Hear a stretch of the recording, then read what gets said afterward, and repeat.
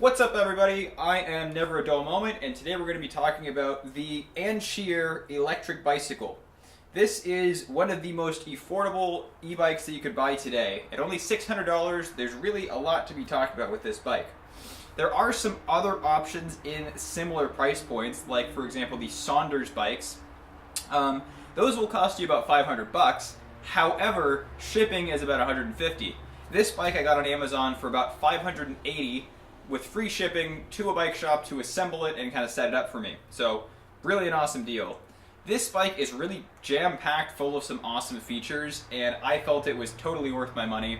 As someone who's looking at using it for commuting and saving a little bit of money on gas, probably like most people, it really seemed like an attractive option.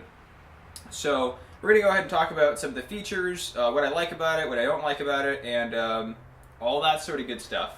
I do want to also say in the future I am planning on making a generalized e-bike video talking about some of the specifics and some of the more technical stuff involving the battery, the motor, what different e-bikes are used for. I'm not going to be getting super in depth in order to keep this video length down, but that video will be coming sometime in the future. Alright, so getting into some of the technical details with this bike, let's go ahead and jump right into it.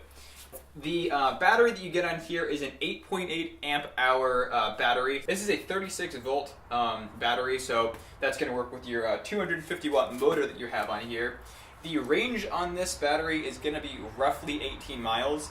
As you might expect, calculating the mileage from an electric bike is really difficult. So because your weight is going to be different rider to rider, your riding style, the environment, so if it's more hilly or more flat, things like wind resistance, all of that is really going to play into how much mileage you're getting.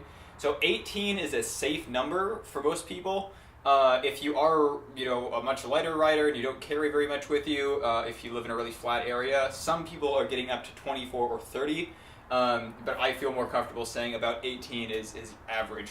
I'm getting probably close to 20 in a pretty hilly area, and I do ride relatively aggressive, but I'm also a fairly light rider too, and I don't carry a ton of weight with me. So yeah, the 250 watt motor is going to get you up to about 18 miles an hour throttle only. If you're pedaling a decent amount of the time, you'll probably see numbers close to 25 miles an hour, maybe 22, 20, just depending on how much effort you put in. Again, that's going to vary a lot. I also wanted to talk for a quick moment here about the little display gauge that you have.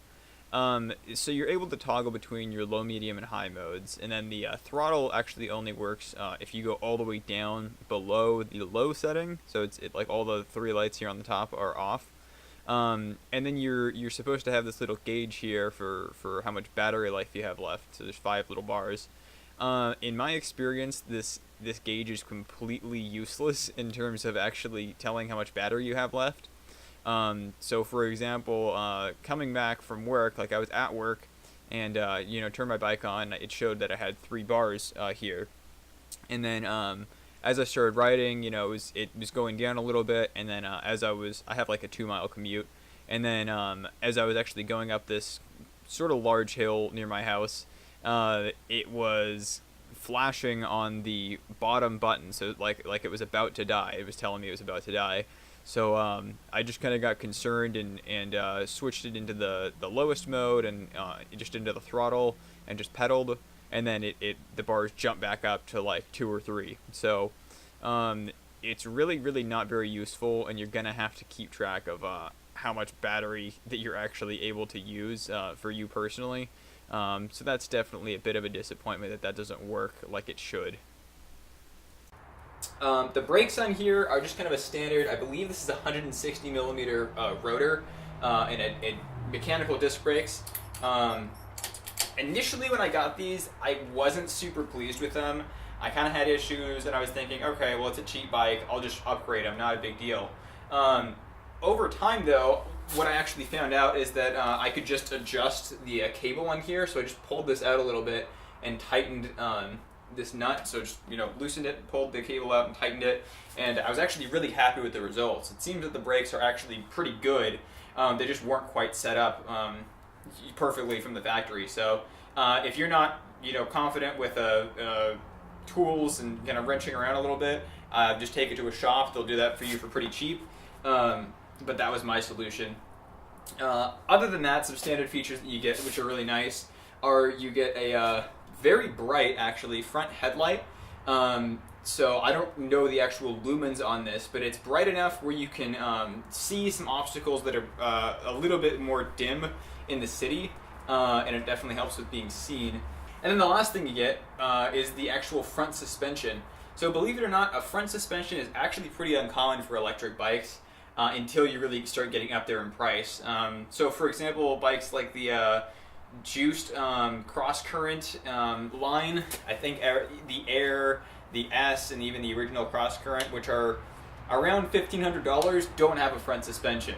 And I'm not saying this bike's outright better than that, but it's definitely nice because when you're going over bumps, potholes, jumping up onto the curb if you need to, that's definitely going to make your ride a little bit more comfortable. The one thing I will say is that I did upgrade the tires on these from stock. The stock tires on basically any inexpensive bike are not going to be great. So I spent $60 with labor getting some nicer, kind of more road-focused tires because I'm not really going to be mountain biking much. I would say that was a nice improvement, definitely worth your time and money. I did get a flat on my rear wheel when I hopped up onto a curb, but I'm really going to attribute that to user error because I didn't have my tires inflated enough. I didn't really know what I was doing. So I'm not going to fault the bike for that. Other than that, I did spend a little bit of time going to the bike shop and getting my front derailleur adjusted because I was having some slight issues. Again, I think it's kind of to be expected with a bike of this price point. You might have to spend some time sorting things out a little bit. But other than that, I've actually been very, very happy with how well this bike's performed. Alright, so as you can see, this bike isn't without its issues, but really for the price that you're paying, you're getting quite a lot. As I said, you're probably going to need to spend a little bit of time kind of getting used to some of the things on it and maybe adjusting a few things like the brakes and maybe the derailleur. But I wouldn't say that's super uncommon anyways, with just getting used to most bikes. Yes, it does show some signs of being a little bit cheaper. The weight's a little bit high. It's certainly not to the point where it's difficult to lug around.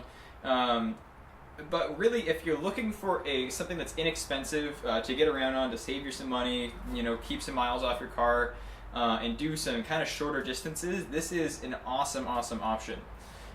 If you do want something that's going to be a little bit faster, there are some other great options out there. They're just going to cost you a lot more money. If your needs are such that you don't need to travel more than maybe 5 miles each way for your commute, this is going to be awesome. It can certainly do more than that if you're willing to kind of pace it out a little bit more, figure out exactly what your range is going to be like.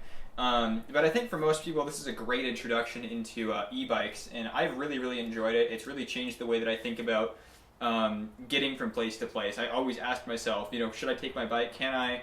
And a lot of the times I answer myself yes, and I've saved some money on gas as a result, and I've kind of enjoyed my trips more and gotten some good exercise in while I was at it.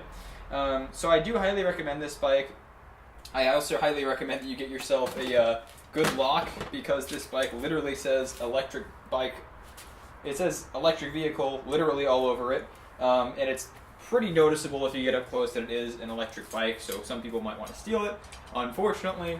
To get a good bike, get yourself also a good helmet, because you're going to be traveling at a faster rate of speed than, of course, most regular bicycles. And also maybe some slightly more cycling-centered clothing. At least a shirt that's a little bit more breathable, and you'll probably thank yourself for it.